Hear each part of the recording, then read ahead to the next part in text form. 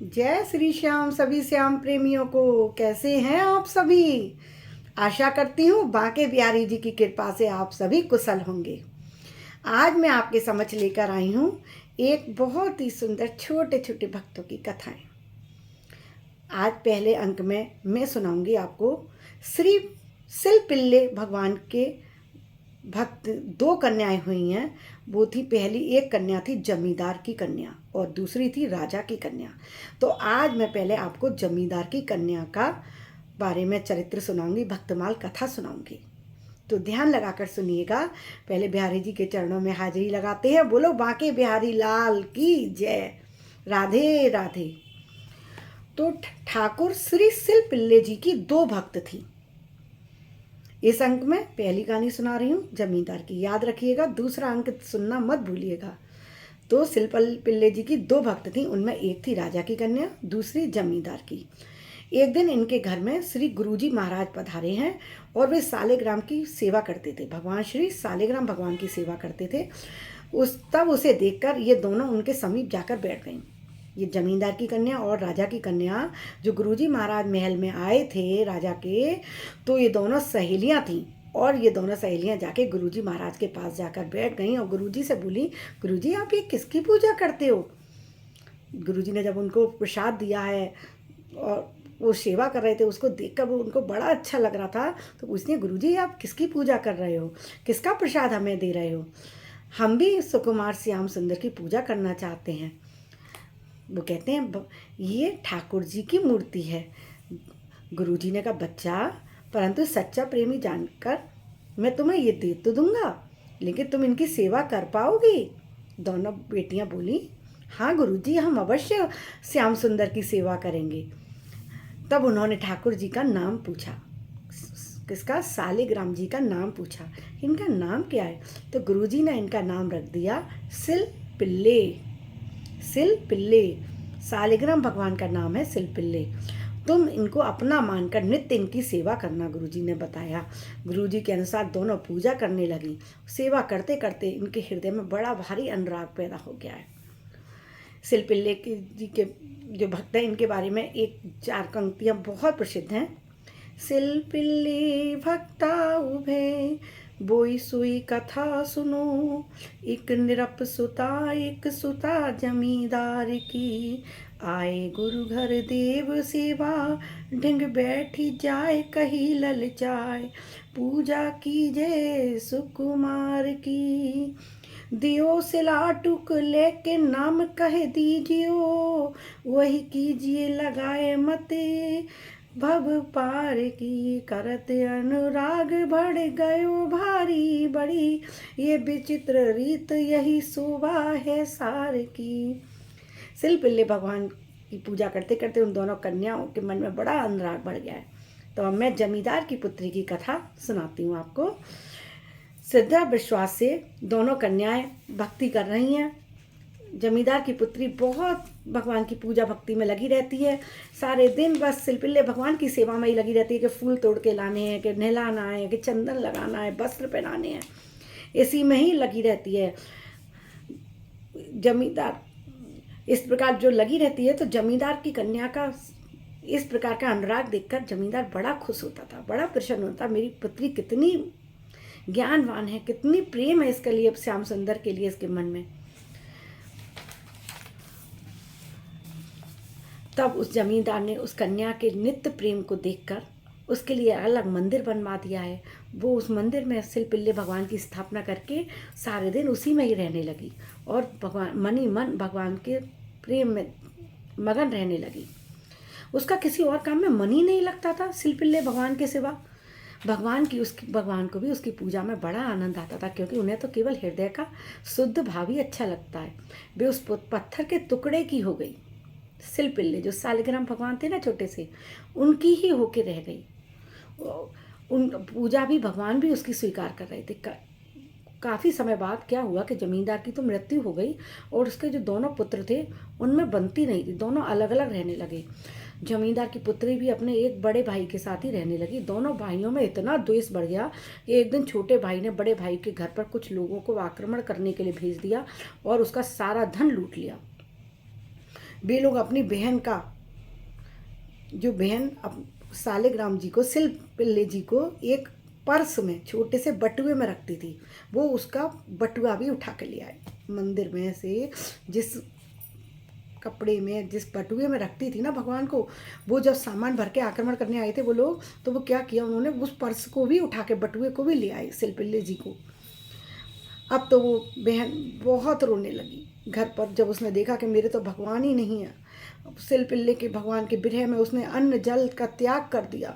जब बात गांव वालों को पता चली तो उन लोगों ने जमींदार पुत्री को समझाया, झगड़ा भाइयों का है बेटा, तू क्यों दुखी हो रही है, तू जा अपने छोटे भाई के पास और मांग ला अपने सिलपिल्ले को, मांग ला अपने सालिग्राम को, तू क्यों दुखी हो रही है।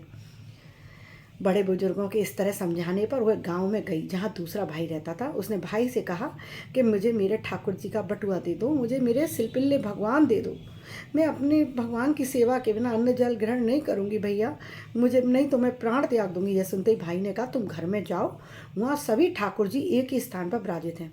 उसने कहा, तेरे सिलपिल्ले भगवान भी मैंने मंदिर में स्थापित कर दिए, जा अंदर जाके ले आ अपने भगवान को, अपनी पहचान ले और ले आ। भाई के पास एक व्यक्ति बैठा हुआ था, उसने व्यंग किया, उसने हंसी ठिठोली में बोल दिया कि यदि तुम्हारा सिलपिल्ले भगवान से इतना ही प्रेम है तो अंदर जाने की क्या जरूरत है, यहीं से आवाज़ लगाओ तो तुम्हारे सिलपिल्ले भगवान दौड़े चले आएंगे। अगर तुम्हारा इतना ही प्रेम अगाध है, इतना अनुराग है कि तुम उनके बिना जी नहीं पा रही हो, तो फिर उनको आवाज़ दो, वो खुद ही बाहर निकल के आ जाएंगे। इस बात को सुनकर जमींदार की कन्या के नेत्रों से आंसू बहने लगे। उसके प्रेम और भक्ति पर व्यंग किया था किसी ने, उसके विश्वास पर, उसकी श्रद्धा पर किसी ने उल्हाना दिया था। उस समय उसके हृदय में वही भाव उत्पन्न हो गए जैसे गज और ग्रह के समय ग्रह ने गजेंद्र या दुशासन द्वारा अपमानित हो रही द्रौपदी के हृदय में उत्पन्न हुआ था। और उसने प्रार्थना की, प्रभु मेरी लाज बचा लो, जैसे द्रौपदी ने कृष्ण भगवान को पुकारा है, जैसे गज ने पुकारा है भगवान को, आ जाओ मेरी मदद के लिए। उस समय उस जमींदार की कन्या के हृदय में वो ही भाव उत्पन्न हो गया, हे प्रभु आ जाओ, मेरी लाज बचा लो, मेरी रक्षा करो, मेरी विश्वास की रक्षा करो, हे घटघट के वासी भगवान आ जाओ, आप मैं बाहर आ जाओ, मैं आपके बिना नहीं रह सकती। भगवान उससे दूर कैसे रह सकते थे। उसकी पुकार सुनी नहीं कि दौड़े चले आए और आकर सीधे सिलपिल्ले भगवान उसके हृदय से लग गए। यह अघटित घटना देखकर उस व्यक्ति के साथ साथ भाई भी आश्चर्यचकित हो गया। इस घटना को देखते ही भाई को एकदम आंखें फटी की फटी रह गई कि ये क्या, एक पत्थर के छोटे से भगवान मूर्ति अंदर से बाहर आ गई और आके मेरी बहन के हृदय से लग गई। अब तो उसको बहुत गिलानी हो रही थी। भाई ने बहन के चरणों में गिरकर क्षमा मांगी। बहन धन्य है तू और धन्य है तेरा भाग्य, हम भी धन्य जैसी बहन हमें मिली। मुझसे भूल हो गई बहन, इतने दिन तू बड़े भाई के यहाँ रही, अब मेरे यहाँ रह। जमींदार की कन्या ने कहा, भैया मैं तुम दोनों की बहन हूँ तो एक के यहाँ क्यों रहूँ, आप दोनों एक साथ रहो, फिर मैं आप दोनों के साथ रहूँगी। अब तो छोटे भाई का कोई साहस ही नहीं था कि वो मना कर सकता, उसे तो साक्षात भगवान नजर आ रहे थे, वो कैसे मना कर देता। बहन की आज्ञा को सिरों धारित करके दोनों भाई एक साथ रहने लगे। इस प्रकार भगवान ने अपनी अद्भुत भक्ति का प्रभाव दिखाया है। पाछले कवित मज दुहन की एक रीते, अब सुनो न्यारी न्यारी निके मन दीजिए। जमींदार सुता ताके भाई बुभे भाई, रहे आपस में बैर गाँव मारे सब छीजिए। तामे गई सेवा इन बड़ोई कलेस कियो, जियो नहीं जात खान पान कैसे कीजिए। रहे समझाए आहे कछु न सुहाए, तब कही जाए ल्याबो तेरे दो समझीजिए। गई वही गाँव जहाँ दूसरो जुक भाई रहे, बैठियो हो अथाई माज कही वही बात है। ले बोझू पिछान तहाँ बैठे एक ठौर, प्रभु बोले पठो को बोल लीजे प्रीत गात है, वही आँख रात लागे फटे क्यों छाती सो, पुकारी सुर आरत सो मानो तन पात है, ये आई लागे सब दूर भग, ये दुख मेरे बड़े भाग जागे, घर आई न समात है।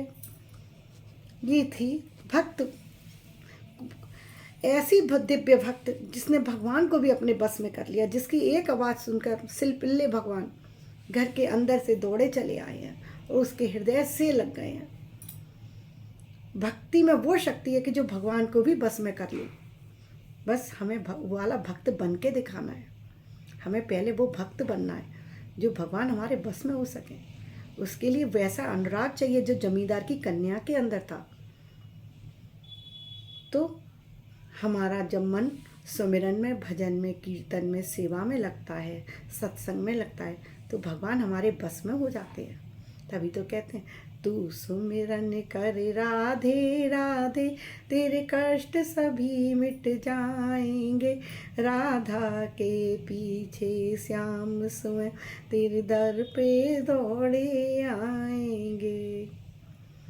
कल सुनाऊंगी सिलपिल्ले भगवान की दूसरी भक्त राजा की कन्या की कथा। बहुत ही सुंदर चरित्र है, सुनकर आनंद की अनुभूति होने लगेगी। ऐसा लगेगा जैसे कि एक एक रोम खिल रहा है, आपका प्रफुल्लित हो रहा है, बहुत आनंद आएगा। इतने सुंदर भाव हैं। आपको मेरा ये कथा सुनकर, भाव सुनकर अच्छा लगा हो तो मेरे चैनल पर बने रहिएगा और मेरे चैनल को लाइक सब्सक्राइब करना मत भूलिएगा। सगे संबंधियों में मेरे वीडियोस को ज़रूर शेयर कीजिएगा, जिससे वो भी इस सत्संग का लाभ ले सकें। और जाते जाते बेल आइकन भी दबा दीजिएगा। राधे राधे।